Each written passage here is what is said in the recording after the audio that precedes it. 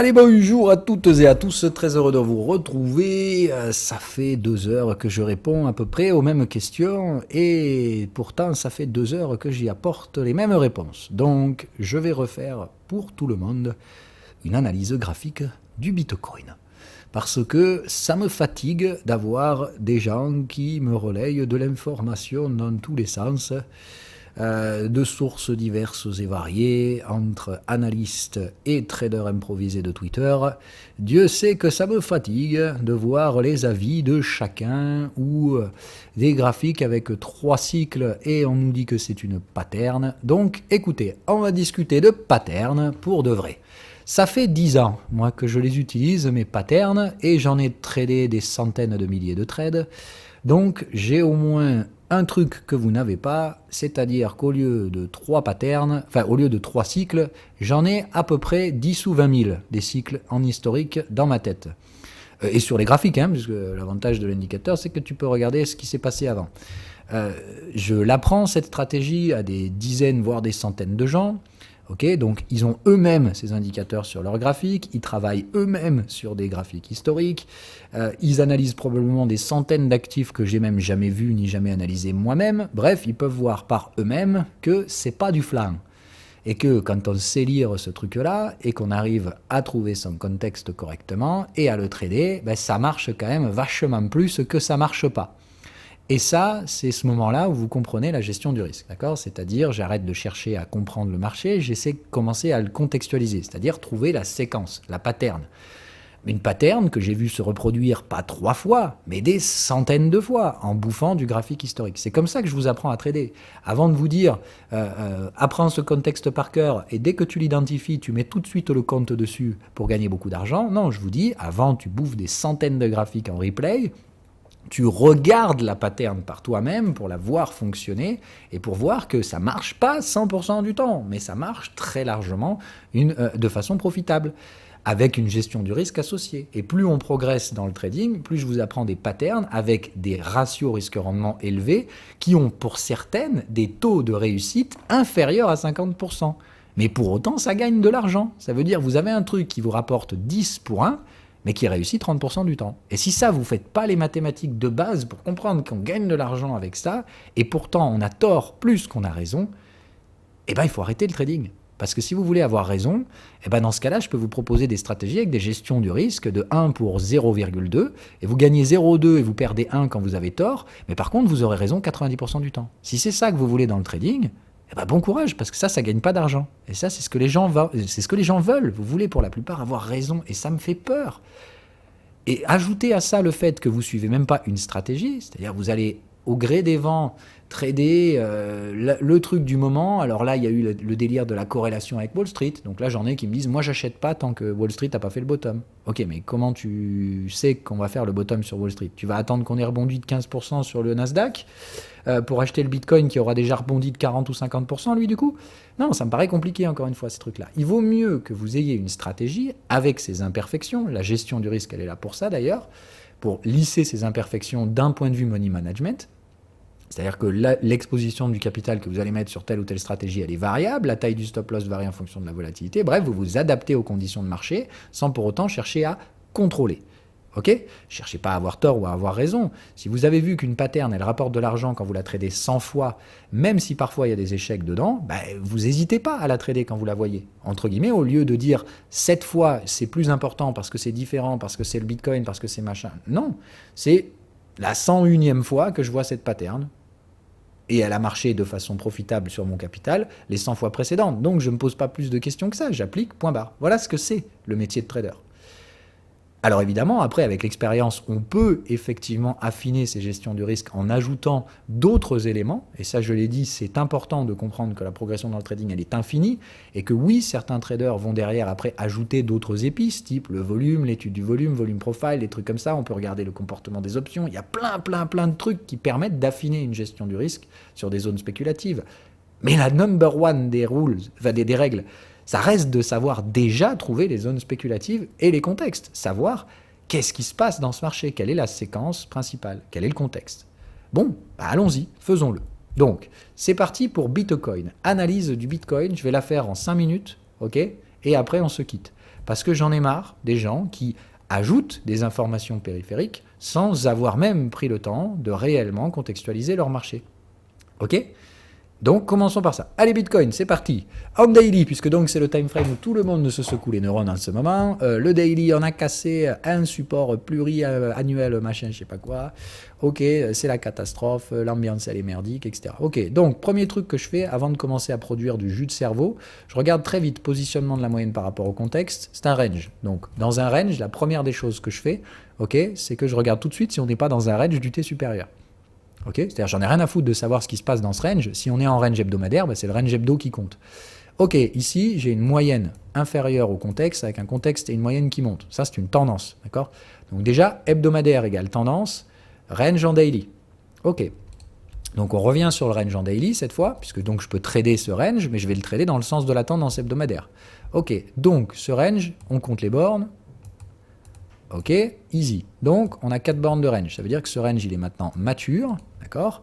Et voilà. Donc, daily, j'ai un range mature. Hebdomadaire, j'ai une tendance.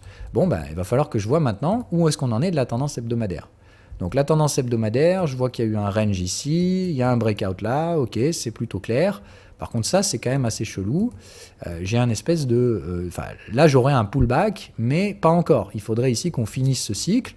Donc, peut-être que là, je vais avoir un pullback hebdomadaire. Ok, mais déjà, avant d'essayer d'aller plus loin, donc je sais que j'ai une tendance, j'identifie son point de rupture, aucun problème. Je verrai éventuellement là une stratégie en pullback. Par contre, je n'ai pas eu le moins de suivi de tendance. C'est quand même assez spécial. Ok, donc je vais en mensuel pour vérifier que je n'ai pas une tendance de degré supérieur, comme j'ai des anomalies sur la tendance inférieure. Aïe, merde.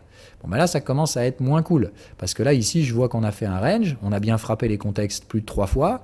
On en sort par le haut. J'ai des cassures de cycle. On a largement reporté le ratio 1 pour 1 du range. D'accord ? Donc, on a étalé la valeur au-delà du report de range. J'ai bien les cassures de cycle. J'ai bien l'installation de la moyenne sous les contextes. Bref, là, j'ai un breakout en cours en mensuel. Merde. Bon, comment on fait du coup alors ? Parce que j'ai une tendance mensuelle, donc du coup ma tendance hebdomadaire, c'est une tendance de degré inférieur, donc je suis supposé trader ma tendance mensuelle. Et en plus de ça, on l'a vu, j'ai une tendance daily et pour l'instant j'ai un range mature. Donc pour moi, ce qu'il y a ici, c'est de comprendre, donc la séquence primaire, c'est le mensuel, donc c'est celle qu'on doit trader. On a déjà fait le breakout, il est validé, confirmé, et je suis très loin de voir le pullback. Autrement dit, j'en suis en phase de suivi de tendance. J'ai vu les anomalies sur la séquence hebdomadaire qui réalisent un pullback alors qu'il n'y a pas eu de suivi de tendance. Donc c'est quand même encore une fois assez spécial comme truc. Ce qui m'invite à venir à la conclusion avec une très large probabilité que la tendance est mensuelle sur le Bitcoin. Donc une tendance mensuelle, qu'est-ce qui se passe ? Ici, soit je me dis, oh putain, j'ai 3 time frames en tendance, donc je vais appliquer une séquence que moi j'appelle la tendance multi-time frame. Quand j'ai 3 time frames les uns dans les autres en séquence, je sais que le prix va probablement être excessif sur la tendance primaire. Donc, j'aurais pas peur de voir ici les contextes se trouver disjoints plusieurs fois de suite. Il est normal, normalement, que ces tendances soient excessives. Et ce ne sont pas des bulles. Encore une fois, une tendance déplace la valeur, une bulle, non. Donc, je sais que j'ai une tendance. Donc, je sais que le Bitcoin déplace sa valeur à la hausse et qu'en plus de ça, on n'est qu'au début de la tendance. Puisque en mensuel, on applique le suivi de tendance. Donc on est au début, je suis encore très loin de voir le pullback mensuel. Ce que je sais, c'est que normalement, sur le mensuel, en tendance classique, je dois avoir 2 suivis de tendance sur les UT-2, donc en daily. Ça veut dire que je dois avoir 2 ranges daily dont on va sortir systématiquement par le haut et que je dois suivre ces 2 ranges. Je sais que j'ai 2 stratégies à adopter dans ces suivis de tendance. Le premier, c'est l'achat de la moyenne tant qu'on n'a pas fait de 3e borne. Sinon, j'attends la constitution de cette 3e borne et je traderai sa cassure haussière. Donc je vais en daily. Ah tiens, au final, on revient sur le time frame de départ. Donc comme je vous dis, la gestion du risque, elle se fait peut-être en daily, mais en réalité, ce qui se passe, c'est qu'on est en train, en daily, de venir chercher un suivi de tendance mensuel. Donc déjà, vous voyez que l'information, c'est plus compliqué que ce qu'on avait au début. Donc je sais que j'ai un range daily, je sais qu'on va en sortir par le haut, et je sais que je vais trader sa cassure. La question, c'était donc, où est-ce qu'on en est de ce range ? Il n'y a pas eu l'achat de la moyenne, puisqu'on s'en est rapproché et on a fait la 3e borne, donc il ne me reste plus qu'une pattern à appliquer, la cassure de cette dernière. Ok ? Donc je vais être franc avec vous, la 3e borne, elle a été vendeuse d'abord, validée, puis cassée. On en a fait une 3e borne neutre ici. Moi, très clairement, je vous le dis, le Bitcoin, je retrade en tendance haussière dès qu'on revient chercher au moins la 3e borne ici. Donc à partir de ce niveau-là, au-dessus de 52 000, je retrade de nouveau en tendance haussière mensuelle. Voilà. 9 minutes, ça veut dire 4 minutes d'analyse. Et là, encore une fois, j'ai pris le temps de vous expliquer. Moi, ça prend moins de 2 minutes pour le faire tout seul.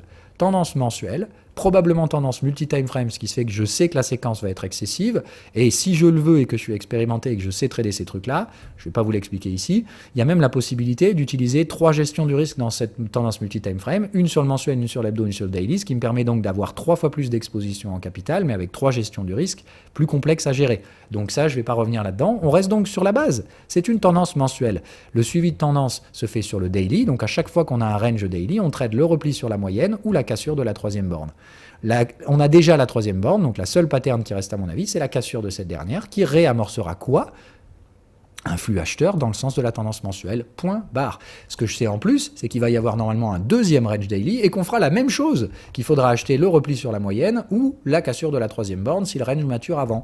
Et point barre, ça veut dire que ce qu'on est en train de vivre, d'une, on va le revivre encore une fois dans les prochaines années, de deux, on est dans une tendance mensuelle, ça veut dire que si elle est probablement dans la séquence multi-time frame que je vous ai dit, elle va être excessive, ça veut dire que les phases haussières vont être de plus en plus vénères en termes de hausse de prix, mais qu'encore une fois, ce n'est pas une bulle, mais une tendance.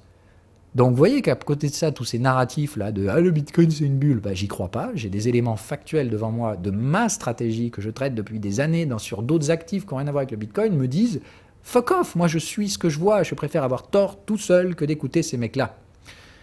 Et derrière, voilà, je vais suivre cette séquence, je vais la trader en multi-time frame évidemment, puisque moi je sais le faire. Maintenant, ce n'est pas le cas de tout le monde, et ne tradez pas des stratégies que vous ne maîtrisez pas. Mais voilà, oui, j'octroie beaucoup de capital aux cryptos, parce que oui, pour moi, elles sont en tendance multi-time frame. Oui, les altcoins se sont pris un bain de sang, parce qu'ils suivent Bitcoin, par contre, bien plus qu'ils ne suivent le Nasdaq. Mais ça mettra du temps avant que ce narratif-là tombe également. Pardon. Voilà, allez, du coup, on va s'arrêter là pour aujourd'hui. Donc, des tendances multi-time frame assez probables sur le Bitcoin, ce qui veut dire qu'il y en aura probablement d'autres qui vont monter aussi fort, type Ethereum, on l'a vu, mais c'est plus subjectif à ce niveau-là. Au niveau des altcoins, évidemment, la sélection naturelle s'opère pendant ce bear market, puisque oui, nous avons donc bien un bear market sur les altcoins. Par contre, Bitcoin, il n'est pas du tout en bear market, Ethereum non plus, et il faut arrêter ces conneries, ok ? Bitcoin, il est en tendance multi-time frame probable. On va voir pour ceux qui peuvent gérer ça, mais en tout cas, il est au moins en tendance mensuelle, et en tendance mensuelle, un bear market, ça n'est pas possible. Donc la seule chose qu'on a, c'est un suivi de tendance mensuelle, c'est-à-dire un range daily mature, dont on sortira très largement par le haut, pour ceux qui sont suffisamment patients.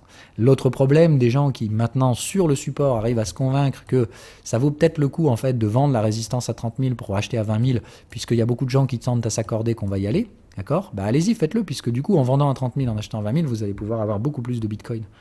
Moi je vous dis, c'est mensuel, arrêtez de vous laver le cerveau, ok ? On a déjà fait la troisième borne, donc on va aller la rechercher.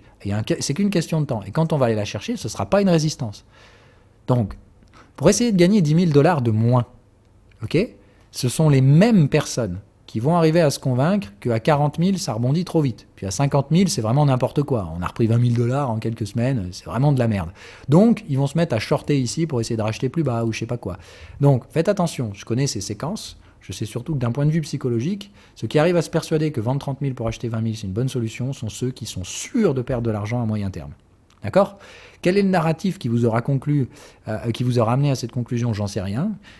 Mais par contre, je sais que d'une, la personne qui vous l'a vendu, elle est probablement pas tradeuse elle-même. Et puis si elle l'est, elle traite des informations liées au contexte. D'accord ? Des informations liées à l'ambiance. Mais elle a probablement pas pris le temps de contextualiser correctement son marché. Encore une fois, je me fiche du Bitcoin. Je ne l'analyse pas avec une façon spéciale. Je l'analyse comme j'analyse n'importe quel actif. Vous pourriez maintenant me dire, Phil, oublie le Bitcoin. Voilà, prends-moi un graphique au hasard et analyse-moi-le. Et vous verrez que je suivrai le même schéma d'analyse. J'en ai rien à foutre, je n'analyse pas le Bitcoin et l'Ethereum de façon différente de n'importe quels autres actifs. Je cherche des séquences, quand je les ai trouvées, j'applique ma gestion du risque et c'est tout. Toute l'information subsidiaire autour de ce bordel, de l'ambiance du moment, je m'en cogne. Je peux utiliser parfois certaines autres informations, comme le sentiment, le positionnement des options, mais je ne le fais que sur des zones spécifiques, que j'ai définies grâce à ma stratégie d'abord. D'accord ? Donc, on ne supplante jamais les informations. Le cœur de la stratégie doit être appliqué en toutes circonstances d'abord.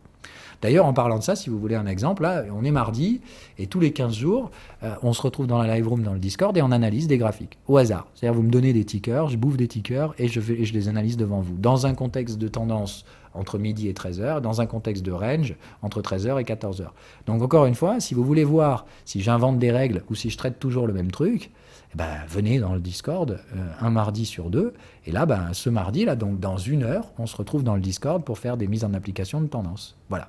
Donc soit parce que si vous êtes curieux et vous voulez voir, ok, soit parce que vous êtes en train d'apprendre les tendances, et dans ce cas-là, on pratique ensemble, avec des règles que je vous apprends et que vous êtes tout aussi bien capable d'appliquer que moi, puisqu'on utilise les mêmes règles. Je vous apprends ma stratégie, donc on doit arriver aux mêmes conclusions. Ok ? C'est par la pratique que ça rentre, c'est par le fait d'avoir traité et vu 100 à 150 fois le même contexte que vient la confiance dans la gestion du risque. Quand vous avez vu concrètement que ça marche sur des graphiques historiques, vous aurez moins peur de le faire sur des tradings en temps réel. Il y a toujours un aspect psychologique au début sur vos premiers trades, donc on y va doucement, etc. Mais c'est comme ça qu'on désamorce le trading émotionnel et perdant. C'est comme ça qu'on désamorce le trading girouette, en appliquant toujours les mêmes règles, même si parfois elles vont être mises en échec. Ça fait partie du jeu. Celui qui veut avoir raison est amené à se tromper dans le trading. Vous aurez forcément tort à des moments, mais par contre, si vous avez appliqué vos règles, il faut continuer de le faire la fois d'après. Sans état d'âme, sans remords. Et plus vous le faites sur des stratégies expérimentées, avec des ratios risque-rendement élevés, plus l'échec va devenir la norme.